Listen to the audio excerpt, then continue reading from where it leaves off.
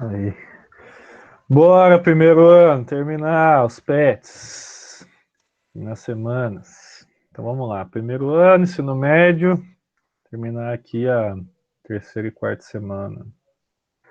Vamos lá. Pior que o pessoal que tá aí do primeiro ano de Águas Claras, acho que nunca teve aula presencial comigo, né? Mas vamos lá. Ano que vem, se Deus quiser, a gente tá lá na sala fazendo bagunça. Terceira semana. Vamos lá, unidade temática, totalitarismo e conflitos mundiais. Então a gente vai começar a estudar agora a Primeira e Segunda Guerra, né? Digamos assim, ou o começo delas. Né? Então o objetivo do conhecimento, crise do capitalismo, emergência dos governos totalitários. Ah, professor, o que é totalitário? Totalitário é quando uma pessoa assume o poder de um país, por exemplo, e começa a fazer a propaganda e tudo mais para aquele tipo de governo. A gente vai entender melhor com os exercícios. Conteúdos relacionados à crise de 1929, que foi nos Estados Unidos, que no caso aqui era da Bolsa de Nova York, que eu vou explicar para vocês também, e o nazifascismo, o nazismo na Alemanha e o fascismo na Itália. Interdisciplinaridade, outras matérias que vocês podem ver esse tema, geografia, sociologia e ensino religioso. Então, vamos lá. Tema: crise de 1929 e emergência dos governos totalitários. Para quem não sabe o que é uma crise numa bolsa, por exemplo, nos Estados Unidos é a mesma coisa você pensar o seguinte, que os Estados Unidos estavam produzindo muita coisa e não estavam conseguindo vender ela. Vou dar um exemplo prático para vocês. Vamos supor que vocês têm aí, sei lá, vocês são agricultores vendendo pé de alface. Daí vocês começam a produzir, ver que está vendendo bem, vocês começam a produzir cada vez mais. Daí vocês vão aumentar a horta, produz mais, tal, e vai vendendo, vai vendendo. Aí chega uma hora que vocês estão produzindo mais e começa a ter pessoas de menos para comprar. Então o que vai acontecer? Você vai começar a sobrar pé de alface. Então esses pés de alface vão começar a apodrecer e vocês acabam tomando prejuízo. É mais ou menos isso que aconteceu nos Estados Unidos. Eles começaram a produzir vários produtos para exportar para a Europa, só que a Europa, depois de 10 anos com o fim da guerra, da Primeira Guerra Mundial, eles começaram a se reerguer, digamos assim. Então eles não precisavam mais de tanta coisa vindo dos Estados Unidos. E isso fez com que os Estados Unidos quebrasse a Bolsa de Nova York. Mas aqui no textinho vai estar explicando de uma forma mais rebuscada, digamos assim. Então, caro estudante, semana você identificará a relação entre a crise do sistema capitalista no final da década de 20 e a eclosão do movimento totalitário dos países europeus. Né? Recapitulando, a crise de 29 foi uma consequência da grande expansão do crédito por meio da oferta monetária, emissão de dinheiro e títulos. Então a pessoa, os bancos lá, você chegava lá, eu quero plantar soja. Quanto você está precisando? 1 milhão. Foi então, tó. Daí chega outro lá, também quer plantar soja. Daí, quanto você quer? Tanto. Daí o banco começou a liberar dinheiro para esse pessoal plantar o que quisesse. Então isso a gente chama de liberalismo, tá? O que é um pai liberal? Aquele pai que deixa você fazer o que você dá na telha. Você fez merda, fazer o quê? Depois vai ter que correr atrás disso. Então, levado a cabo pelo governo Federal Reserve System, uma espécie de Banco Central dos Estados Unidos, desde os primeiros anos da década de 1920. No ano de 1929, essa expansão precisou ser freada pelo governo, já que o ajuste de contas precisava ser feito. O governo então parou de expandir a oferta monetária e começou a operar uma política de restrição aos empréstimos. Então, por exemplo, você chegava lá, você queria plantar soja também, daí o governo falou, não, já tem muita gente plantando soja, larga a mão disso. Então já começou a intervir na economia, que a gente chama. Isso chama intervencionismo. Temendo a desvalorização da moeda, muitas pessoas e empresas retiraram suas reservas dos bancos, dando início a um processo de recessão. Recessão é quando a economia para de crescer, quando o governo não consegue mais exportar tanto, e isso chama balanço comercial favorável, né? Quando você vende mais do que importa, você compra, no caso. Com a reação surgiram na Europa os totalitarismos, já que o liberalismo havia fracassado. Então, essa parte de dar os empréstimos para as pessoas, eles viram que não dava tanto certo. E o socialismo era tido como uma ameaça. Socialismo, no caso, russo. da União Soviética. Os regimes totalitários foram regimes políticos que existiram na primeira metade do século XX e baseavam-se no sistema político fundamentado no controle absoluto de um partido ou de um líder sobre sua nação. Então, quando você tem essa parte política que ele está falando aí, que seria os regimes totalitários, é quando um partido só governa o país, não existe mais nenhum outro. Então, o exemplo do Brasil é a mesma coisa que um partido aqui no Brasil tomasse o poder, com exército e tudo mais, e os outros partidos políticos fossem banidos. Então, não poderia existir mais nenhum outro. Dentro do sistema totalitarista, o líder ou partido político detém amplos poderes sobre a vida pública e privada, e assim representa o Estado. Então você não tem os direitos seus garantidos. Por exemplo, você pode estar lá 11 horas da noite na rua e do nada você ser preso, por exemplo, por você estar fazendo arruaça ou você não deveria estar ali e tudo mais. Então isso acontecia muito. Havia um forte militarismo para intimidar e calar as vozes dissidentes. Então, todo mundo que falava mal do governo, as pessoas iam lá e reprimiam, prendiam, torturavam, etc. Ainda havia intensa propaganda ideológica com o objetivo de doutrinar a população e ressaltar as propostas das benfeitorias realizadas pelo regime. Dentro dos regimes totalitários, o terror era utilizado para perseguir os opositores. Dentre as características destacam-se o culto ao líder, o líder era reverenciado, sua imagem era espalhada em todo o país. Censura, a existência de opositores era proibida e eles eram calados à força. Deixa eu ver um negócio aqui rapidinho. Eu não tô fazendo vocês verem, né, que eu tô lendo. Beleza, boa, Aí, né? Tô professor. lendo um negócio que vocês não estão nem vendo. Ué, Tá acontece. gravando, retardado. Eu tô gravando. Vai lá no. Agora eu vou mostrar pra sua mãe. Toma. Censura. A existência. Agora vocês estão vendo aí, né? O Aham. documento. Olha lá, censura. A existência de opositores era proibida e eles eram calados à força. Supressão dos partidos políticos. Somente existia o partido do governo, todos os outros eram proibidos. Criação de inimigos internos ou externos. Combate de grupos inimigos à pátria, justificando a tomada de medidas extremamente autoritárias. Por fim, havia a centralização do poder do líder do partido. Na Europa ocorreu o fascismo na Itália, em 1922, Benito Mussolini. Na Alemanha houve o nazismo, do Adolf Hitler. A ideologia tinha como um dos pilares o antissemitismo. Eram pessoas contrárias aos judeus, tá? Porque os judeus, na época, eles detinham a maior parte dos bancos. O povo judeu é um povo meio nômade, porque foi sempre perseguido na história. Daí eles investiam em coisas que eles conseguiam levar, digamos assim. Então, obras de arte, às vezes alguma riqueza em ouro, essas coisas assim. Daí, como eles transferiam essa riqueza de um lado para o outro, então eles começaram a emprestar dinheiro. Então, eles eram donos de bancos. Daí, eles eram ricos, né? E os caras que tomavam o poder dos países meio que colocavam a culpa neles das outras pessoas serem pobres, que na verdade é uma mentira. Pelo qual conhecemos o ódio contra os judeus. O stalinismo foi o regime totalitário imposto durante o período da União Soviética, foi governado por Joseph Stalin, que foi meio que o ditador lá no comunismo na Rússia. Uma das suas marcas foi o culto à imagem do líder, a figura do líder e do Estado se confundiam durante anos do stalinismo. Outra marca muito evidente é a perseguição de todos os opositores e todos aqueles que eram entendidos como ameaça ao Estado. Ai, professor, não entendi nada que você falou. Agora eu vou mandar umas imagens aqui, vocês vão entender, ó.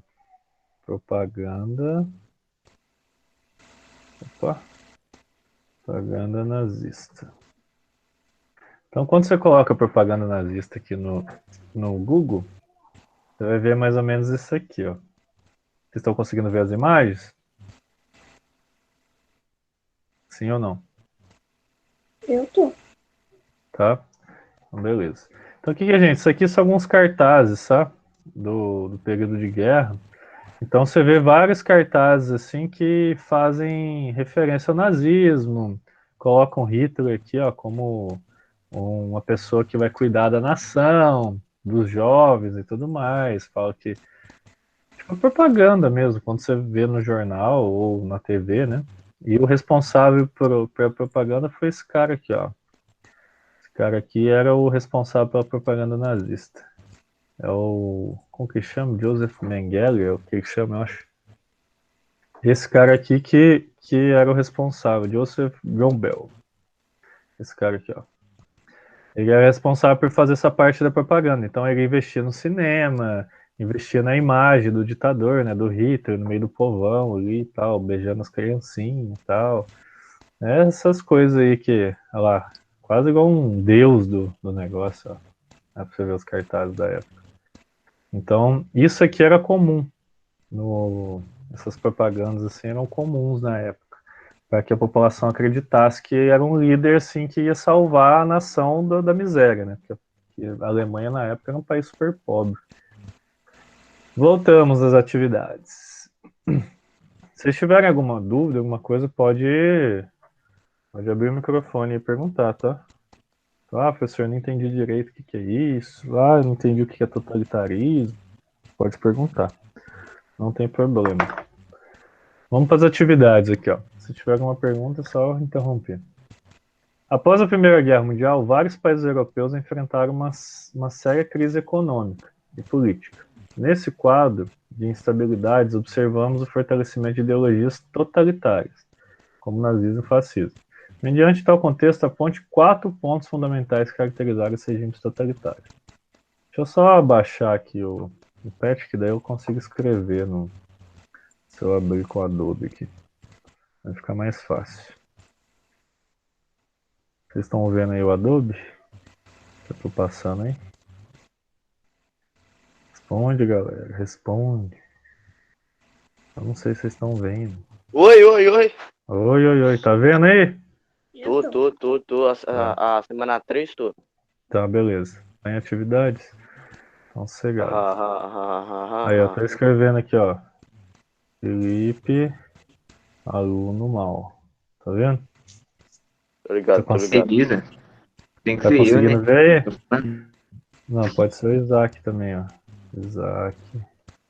Não, Isaac trabalhador, Aluno rapaz. mal, Trabalhador. trabalhador do Coloca Free aí e M. Fire. Coloca aí Jamais, M, o jamais, quadro. jamais. Então vocês estão vendo aí. O Vocês Isaac, estão você vendo que eu tô entendeu nada, escrevendo, irmão? né? Sim, senhor, sim, senhor. Então, beleza. Então aqui, Trabalhar ó. tudo. Como que a gente tem que responder essa pergunta aqui? Ele tá pedindo, ó, 4 pontos fundamentais que caracterizam os regimes totalitários. Se você for votar no texto, ó, tem vários aqui, ó. Culto ao líder, censura, supressão dos partidos, criação de inimigos internos. Então você pode escrever aqui, ó. Vamos lá. Alguém falou alguma coisa aí no Meet? Tá escrevendo. Trabalhador do Free Fire. Isso aí, trabalhador do Free Fire. Deixa eu voltar aqui. Aí. Então vamos lá. Censura aos meios de comunicação. Então os jornais, comunicação. Os jornais, a TV, tudo mais eram censurados. Então tudo quanto é mídia que falasse mal do governo, eles iam lá e cortavam, certo? Outra coisa, extinção dos partidos políticos. Partidos políticos. Também eles faziam isso. Então, só existia um partido. Outros partidos eram colocados como se fossem proibidos, né? Eles não poderiam concorrer à eleição e nada. Só o líder supremo lá, que no caso era o Hitler ou Mussolini, que poderia falar quem que poderia ser um governador, um prefeito, etc. Censura, extinção de partidos políticos, criação de inimigos da pátria. Então, por exemplo, você falar que os socialistas poderiam invadir o país e fazer com que a população trabalhasse forçada. Eles faziam isso também, tá? Então criavam um inimigo assim que poderia aterrorizar o povo e tudo mais. Então isso era normal eles fazerem. E por último, que a gente pode pegar aqui, culto ao líder. Culto ao líder. Então, como vocês puderam ver nos cartazes lá que eu mostrei, o Hitler, o Mussolini, o pessoal fazia uma propaganda como se eles fossem um herói da pátria, entendeu? O cara que ia salvar a população, o cara que ia tirar o povo da pobreza. Então eles faziam um cartaz do cara carregando a bandeira, tudo mais. Então isso aí é o culto ao líder. Beleza? Então praticamente a resposta seria essa aqui. Alguma dúvida? Não. Tranquilo? Felipe, Isaac, o pessoal aí, Maria, De boa, professor, de de boa? boa, de boa. Então tá bom. Quero que vocês entendam, tá? Pra mim pouco importa aí que vocês. Apesar que o IPET é importante vocês fazerem, senão vocês vão ficar no primeiro ano de novo. Mas eu quero que vocês aprendam o trem. Não é nada, não aprendeu o trem aqui. 2. Chamada crise de 1929 caracterizou-se por um colapso no sistema financeiro mundial no período de entre guerras. Então foi entre a Primeira Guerra Mundial e a Segunda. Isto é, no intervalo da Primeira Guerra Mundial e na Segunda. Tal crise também é identificada como A. Guerra Franco-Prussiana. B. Quebra da Bolsa de Valores de São Paulo. C. A Guerra Civil Americana. D. A quebra de Bolsa de Valores de Nova York. Nossa, essa é muito difícil. O que vocês acham? Pessoal, pelo meus cálculos aqui, coloquei a D. D de dado?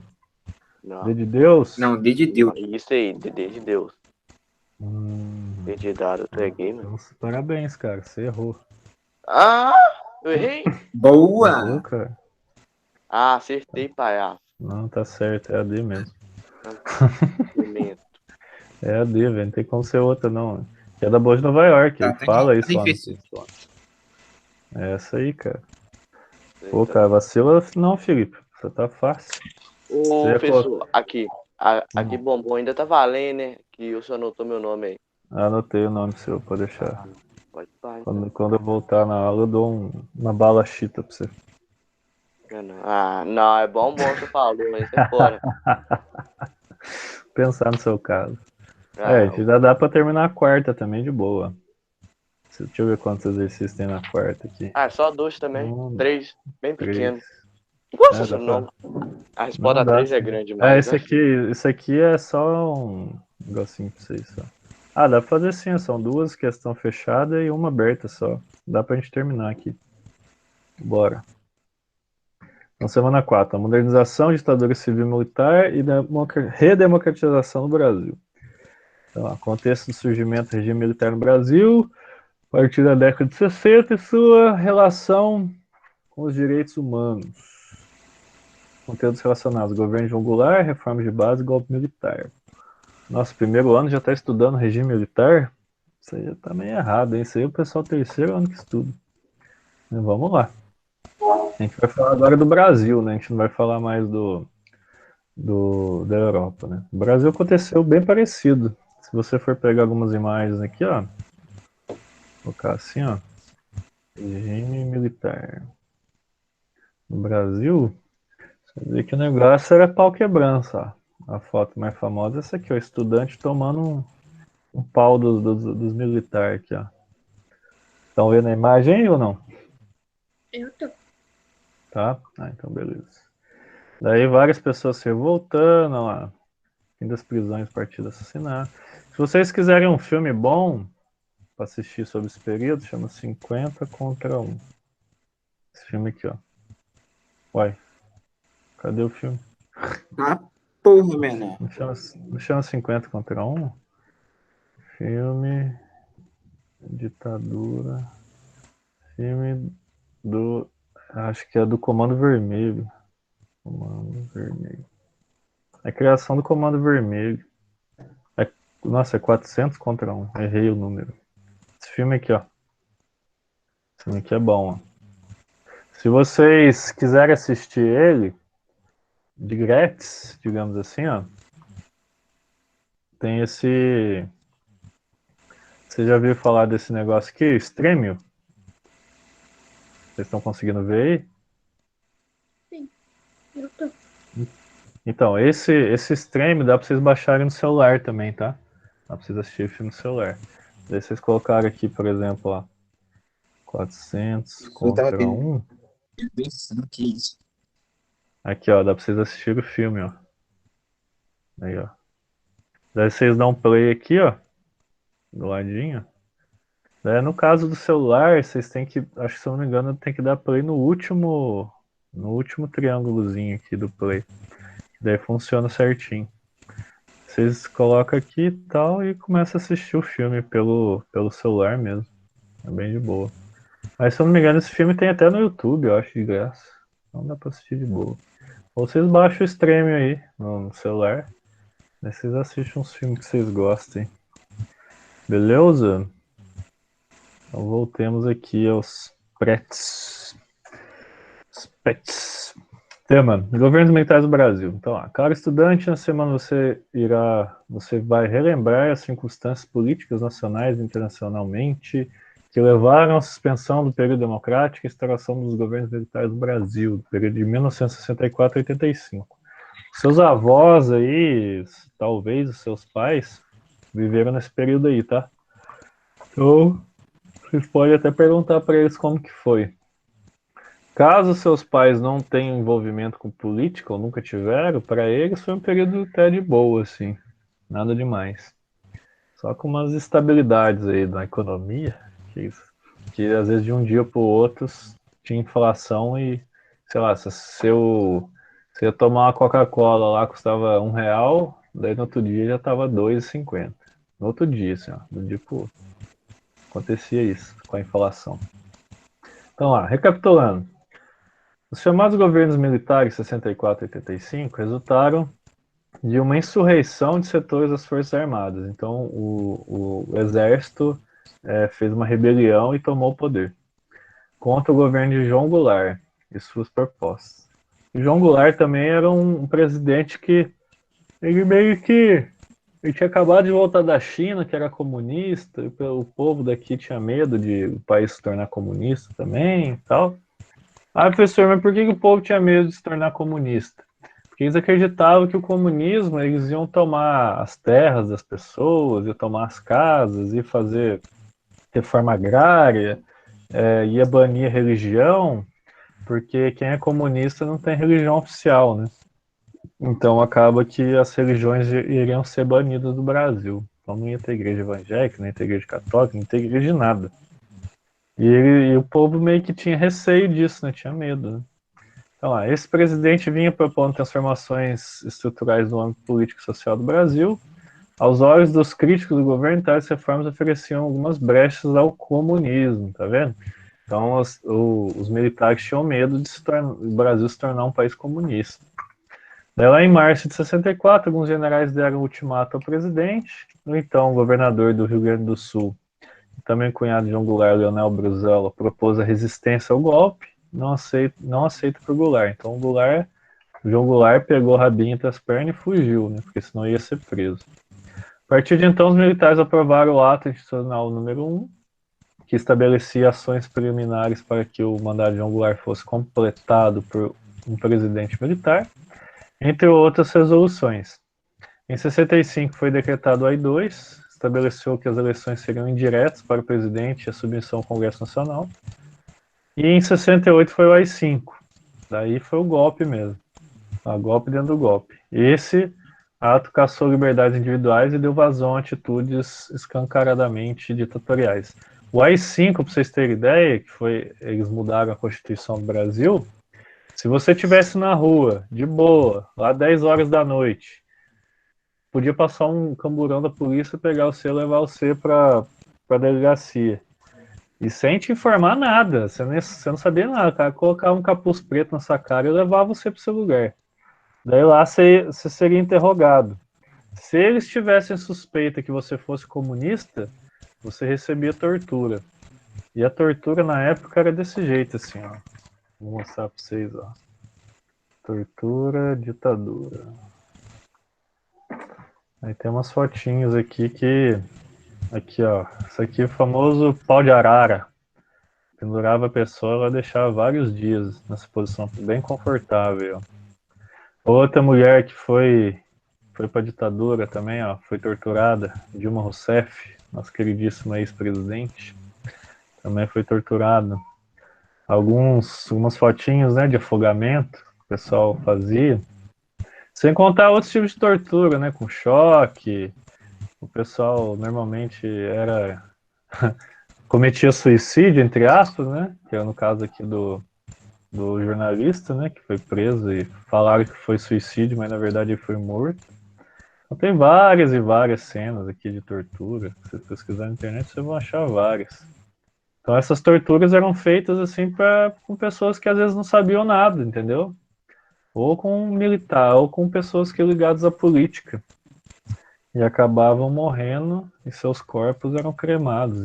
E as pessoas não sabiam mais o paradeiro delas. Então, o governo de Costa e Silva seguiram-se os de Médici e Geisel. Isso aqui são todos presidentes, tá? Médici e o Geisel. Que deram vazão ao nacional desenvolvimentismo, porém com as diferenças na condução política. Médici tinha uma postura de linha dura. Em seu governo, as ações de prisão, tortura e combate contra guerrilheiros tornaram-se intensivas. Né? Ernesto Geisel, 74 a 79, começou um lento processo de abertura democrática que culminou na lei de anistia. Nessa lei de anistia, os artistas, cantores, tal, voltaram para o Brasil. Professor, mas quem eram os artistas que foram para fora? Chico Buarque fugiu, Gilberto Gil fugiu, deixa eu ver quem mais que saiu. O Raul Seixas, alguns atores também tiveram que fugir para fora do país, porque eles eram taxados como comunistas. Esse processo foi completado pelo último general e presidente que o Brasil já teve, o general Figueiredo.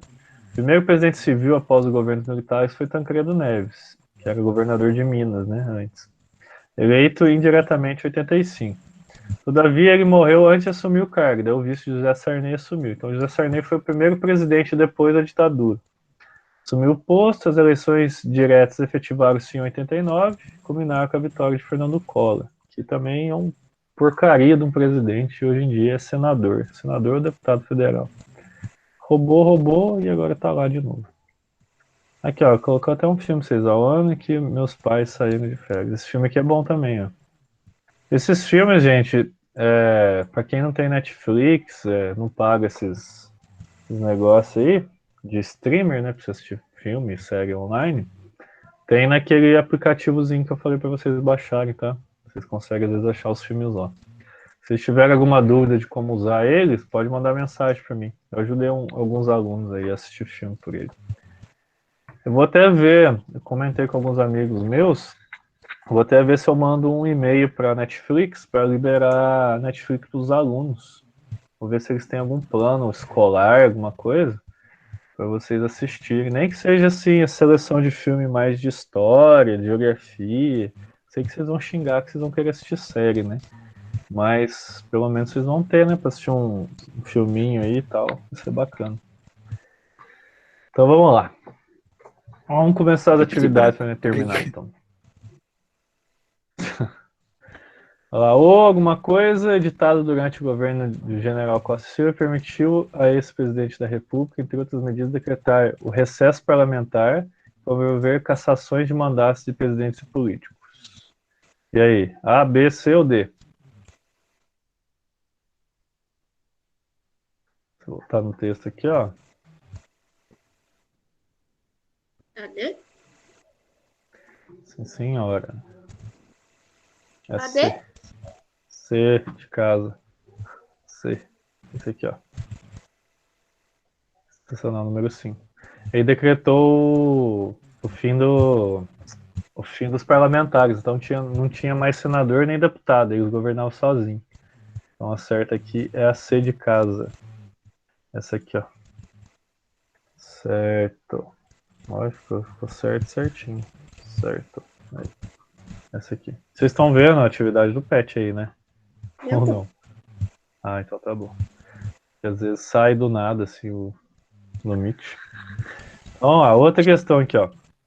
A vigência do ato número 5, os limites impostos à instituição parlamentar, a repressão política, a censura prévia e a ação privilegiada do executivo evidenciam a predominância em relação ao estado da sociedade política, da fundação coercitiva. Coerção, para quem não sabe, é quando você vai por obrigação, não porque você quer, tá? Coagir uma pessoa é fazer ela realizar alguma coisa que ela não queira, tá?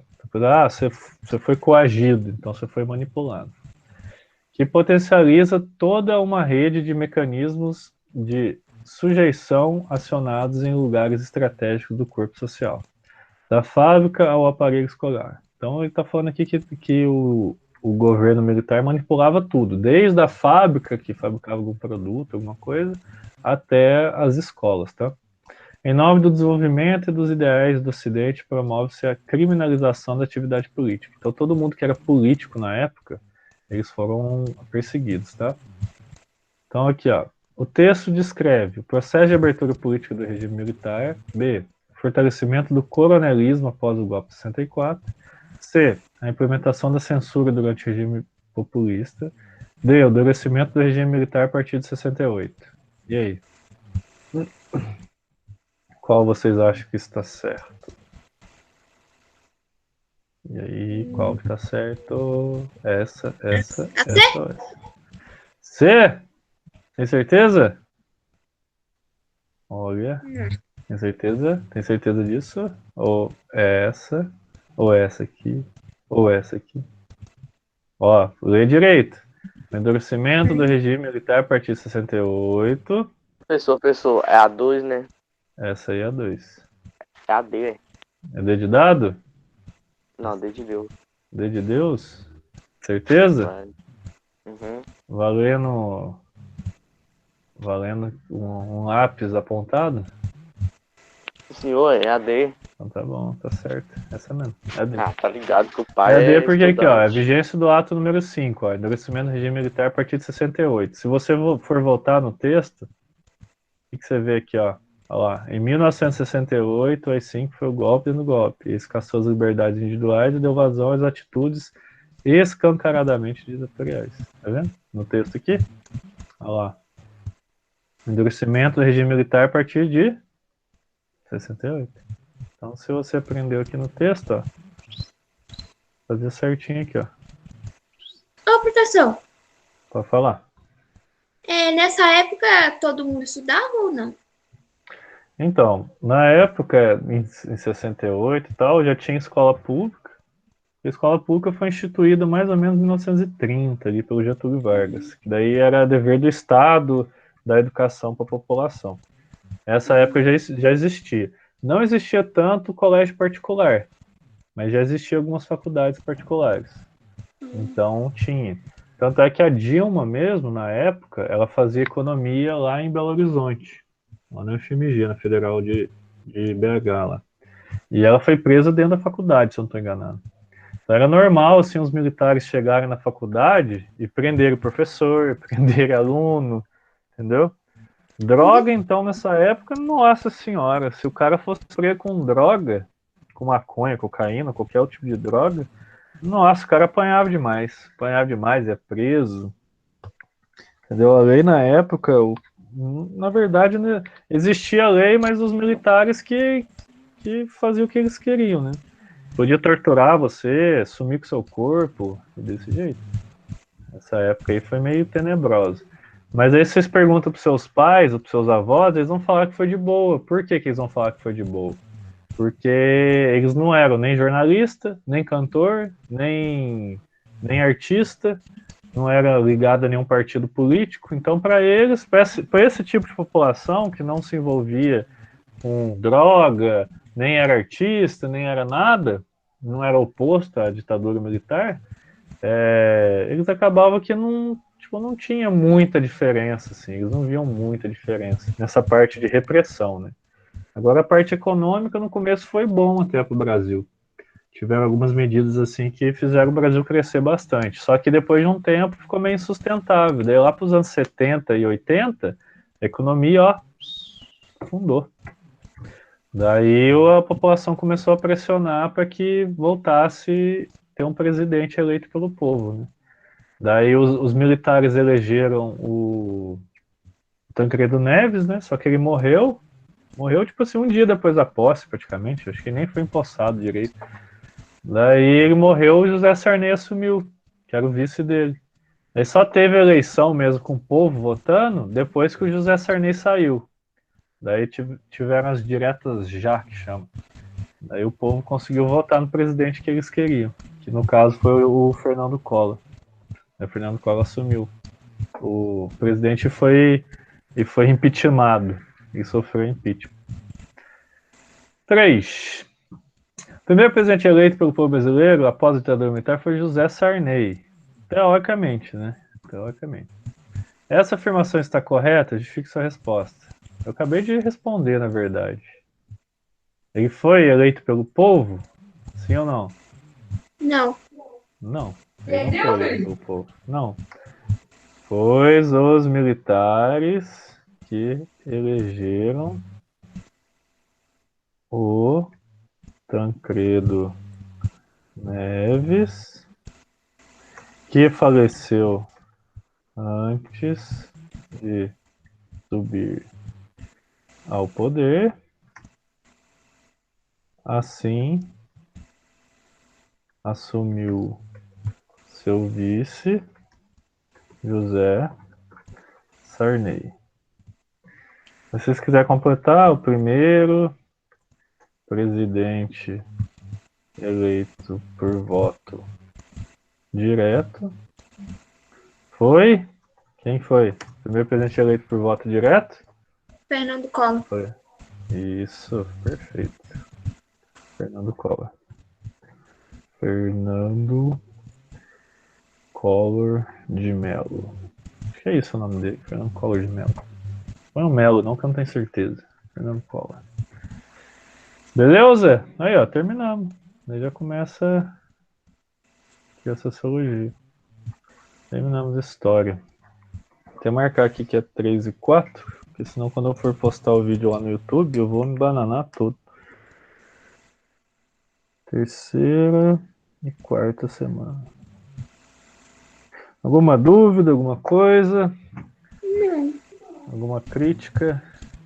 Professor, essa aula está tão boa. Continue assim. Não?